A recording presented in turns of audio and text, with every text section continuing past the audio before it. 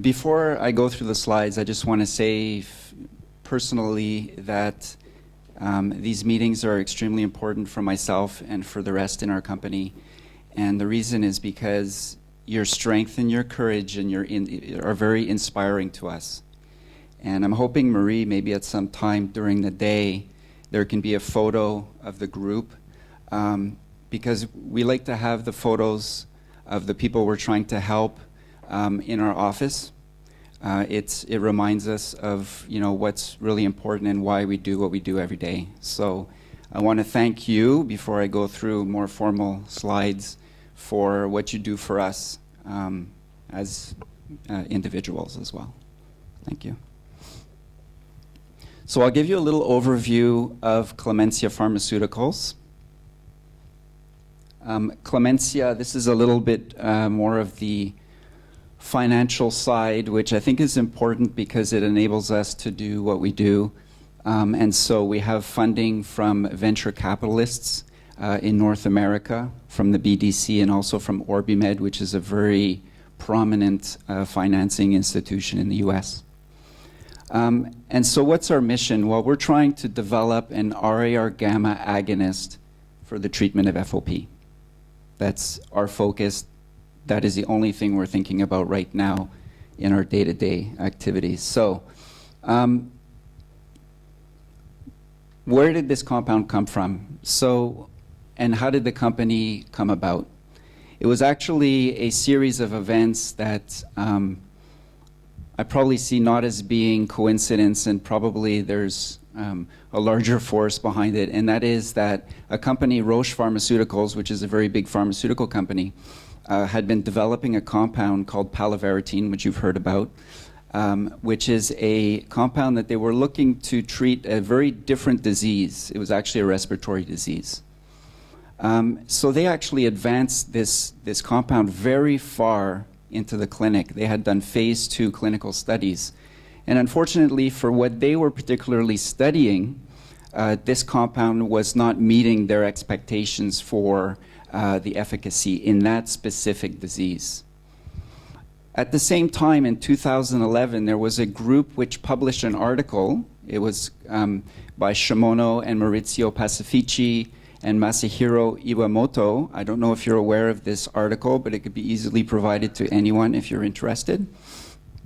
And this looks specifically at this class of compounds, the RAR gamma agonists, and how they could prevent bone formation. This was a completely independent event. And this, combined with Roche, which now had this compound, which they were willing to sublicense, was how Clarissa Desjardins, our CEO, came about creating this company, Clementia. So palovarotene, what's quite unusual about this, and we're actually very excited, is that this is a compound, like I said, that got very far in the clinic. So it had been exposed to more than 800 subjects at different doses. It's also something that can be taken by mouth, so it makes it more easy than, for instance, other administrations. And there were animal models by Fred Kaplan's lab and others which show that at least in animals you could use this compound to prevent bone formation. So Clarissa founded this company. She was alone, and this was in April 2013. And very quickly, there was a team that was built. We are still not a large pharmaceutical company. We are approximately 14 people in Canada and the United States. And here I just present to you some of our management team. So Clarissa, which I've mentioned, she's in Montreal. Donna Grogan, which is our medical leader. Jeff Packman, who takes care of all of the clinical logistics. We have Eric Grinstead with us here. He'll be talking a bit later with Stephanie. So Eric is our commercial officer, thinking about how to get this product to the market.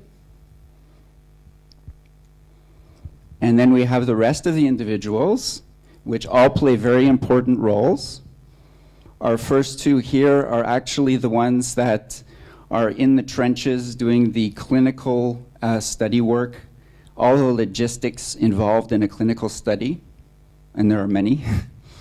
Barbara White is involved in the natural history study, and I won't say very much about the natural history study today. I'll just say a few words a bit later. Amy does all of the very important writing of our clinical protocols and everything we need to go to the regulatory agencies and say, this is what we want to do, this is why we want to do it. Isabel is involved with mouse model studies. She's in Montreal. We have two financial people that take care of the finance, IT, and then Jordana just joined us, and she's actually working closely with Eric on the commercial side, and then there's myself. Excuse me, can I ask something? Yes. I'm sorry, but I don't understand. When you say animal models or mouse models, is that a model of mouse or is it a mouse? So it's a mouse which has the mutated gene. Okay. Yes. Yeah. Okay. So those are just names, so it's good to have a face to go along with the names that I just presented. So this is actually a photo from a retreat that we had in Mont-Tremblant, which is the north of Montreal. And you can see the different people here. There's one person missing, Jordana, because she's brand new to the team. So as you can tell, probably like in Sweden, it gets quite cold. So, and this was a retreat. So we try to have a retreat a couple times in the year. It helps us to reflect on everything we're doing and how to find the most efficient ways to move our program forward. So these are the people of the Clementia team. Okay, so as Marie mentioned, it's important to move quickly. And so Clarissa Desjardins is a great leader because, for many reasons, but one of the main things is that she wants all of us to move in the most efficient manner. So it's all about speed, but without compromising quality or safety or anything that's very important. So I just want to show you this slide here because to give you a history of Clementia, it was founded in 2013. And these are all the things that we did basically over a year and a half to get to the point where we are today, which is our phase 2 clinical studies. So this is actually quite aggressive, and a lot of people that are in the pharmaceutical industry will look at something like this and say, you know, this is something that's, you know, it's hard to believe. And the fact that we're only 13 people is just to give you a sense of how we're trying to move quickly in trying to find a treatment for FOP. So some of the points that I think are important from a European perspective are here, this PIP submission. So this is, you are required to present a pediatric investigation plan in Europe. How if everybody needs to do this, and it's how you think you're going to be able to bring this drug forward in the pediatric population. And this is a very long process, so we tried to start that as early as possible, and it's basically trying to discuss with the regulators, the EMA, to say, well, this is what we're thinking right now. It may evolve, but do you agree with our approach? And then there's the EU orphan designation, which you may have seen as a press release.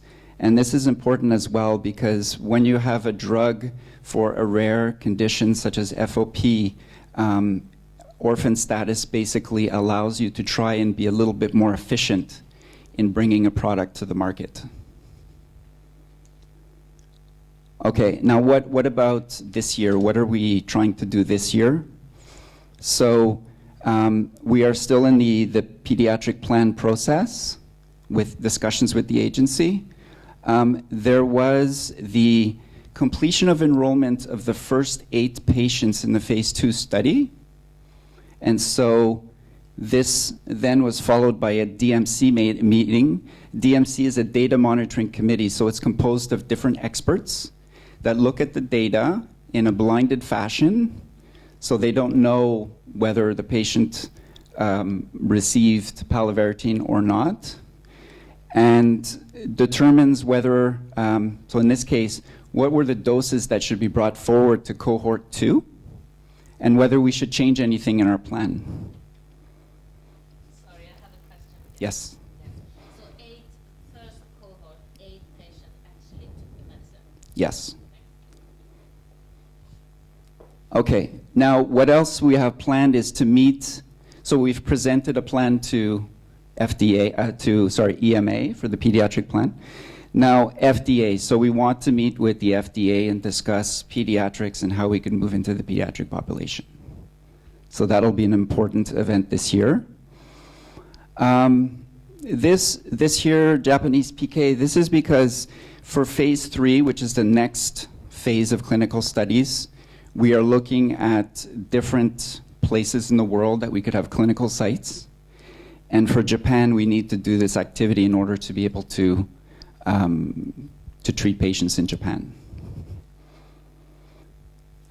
Here, complete natural history study. So this was initiated in 2014.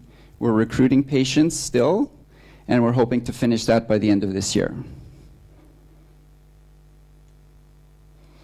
So I just wanted to put a few bullets here as what is the message from us to the community, and it's important, is that, like I said, we're trying to move forward the development as efficiently as possible. You are all very inspiring to us, and we thank you for that, and this is a great opportunity for us to meet with you, and I look forward to talking with different people afterwards to be able to hear more about your story. And we really depend on the community to help us in this enrollment of our clinical trial so we could get to that point where it's available for everyone. Maybe Marie, now I could talk a little bit about the next part, or did you want to introduce?